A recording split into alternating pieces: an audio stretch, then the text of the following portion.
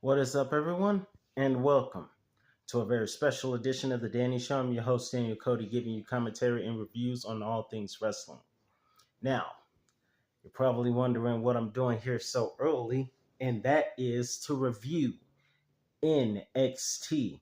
And special announcement, since WWE is no longer on Fox, but NXT is on CW, I can see NXT in all the highlights because it would be only right if I can call it based on everything I see without missing any important stuff. That's very important to me. So, with that being said, I will start calling NXT every Tuesday if fate is willing. And this is the first one. Let's get started because tonight was awesome. Just from start to finish. Tonight's episode of NXT was great. We opened up the show with D-Generation X, Shawn Michaels, and Triple H opening up the show, revealing new championship belts for NXT. We opened up the show with Julia versus Roxanne Perez, and that match did not disappoint at all. The fans were a bit split. Many of them were for Julia, and some were for Roxanne. But the match did not disappoint, nor did Julia's entrance on NXT tonight disappoint. Not at all. However, due to a mysterious person whom I had a feeling was Cora Jade interfered, helping Roxanne Perez retain the championship. And I think that those two might be a heelish version of an alliance, again, much like DIY heel version in 2018 in early 2019 before Tommaso Ciampa got hurt. So great to see Cora back. Great match. We also saw Oba Femi and Tony D'Angelo and Miz TV, Miz, who just turned heel again. And so now we have Oba Femi. First off, I know they want him to be a heel, but for some strange reason, Oba Femi is just really, he's got me. He's really good. And not to mention with the fans doing the whole whoo thing every time he speaks or makes his entrance is awesome. And I must say, in my personal humble predictions, Tony D'Angelo is cool. Did not know he was from Chicago, but Tony D'Angelo is awesome. However, next week, Oba Femi is taking Tony D'Angelo down, and Oba Femi will remain NXT North American champion.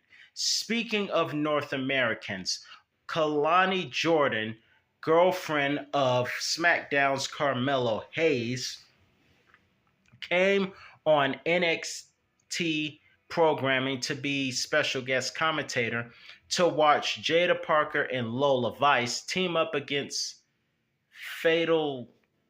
What is that team name again?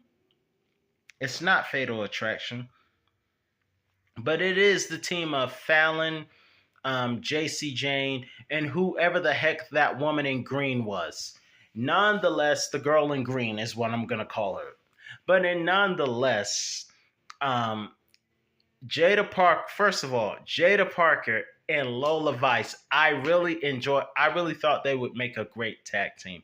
But there's a lot of dissension between them, and let's just say Dr. Shelby is going to have some work. Dr. Shelby was able to get Kane and Bryan Danielson to get along. Hopefully we can get Dr. Shelby to get Jada Parker and Lola Vice to get along, because I really like them as a tag team for modest reasons. But I think those two, I would say that outside of Kalani Jordan and Julia, Jada Parker and Lola are one of my favorite female wrestlers on NXT for wholesome reasons, not for any lustful reasons. but because they're both cool fighters. And Jada Parker has a lot of great charisma about her. And if Bernie Mac were still alive, he would be saying, "The Lord is my shepherd." He know what I want. I'll just play it. I'll play it. But in any event, Jada Parker rocks. Lola Vice is awesome. I get that confused with Miami Vice, but Lola Vice is awesome. I wish they had worked out. But the plan B was, even though Fatal, whatever the heck that group name is, won the match, Kalani had backup, and Jada Parker, not Jada Parker, Jade Cargill, and the EST, Bianca Belair. Great backup to have when those two didn't work out. And that's going to be a great trio next week. Also, let's talk about this main event. The main event of Trick Williams versus All Ethan Page. If you don't know, I really enjoy Trick Williams' entrance, especially with Booker T directing the crowd. Also, thank God CM Punk wore regular referee gear instead of that gear that Shawn Michaels wore at Judgment Day 2000. And CM Punk is also trying to make himself look like he has a huge anaconda vice down there. I'm going to say that to keep this a little bit modest. But nonetheless, awesome match. And I'm glad that Trick Williams is WWE NXT champion again. I'm really glad. And it was a great main event. And Ethan Page learned the hard way what he didn't get a chance to learn in AEW. And that's don't piss off CM Punk. He's in a bad mood right now. And I hope he beats Drew McIntyre inside Hell in a Cell. But tonight, it was a great one. Hopefully he wins, but sometimes the heels win. And if you need proof, just look at, I keep forgetting the guy's name, from Anthony Wells versus, I forgot his name. I apologize. It is Wes Lee. Tonight, Wes Lee was the heel that settled the score with Anthony Wells. Let's just hope that same thing doesn't happen with CM Punk. Hopefully the babyface wins and settles the score inside Hell in a Cell this Saturday night. But in any event, that's all I have for you today. Let me know what your favorite part of NXT was.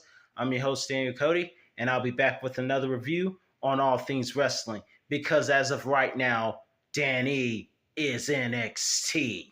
See you, folks.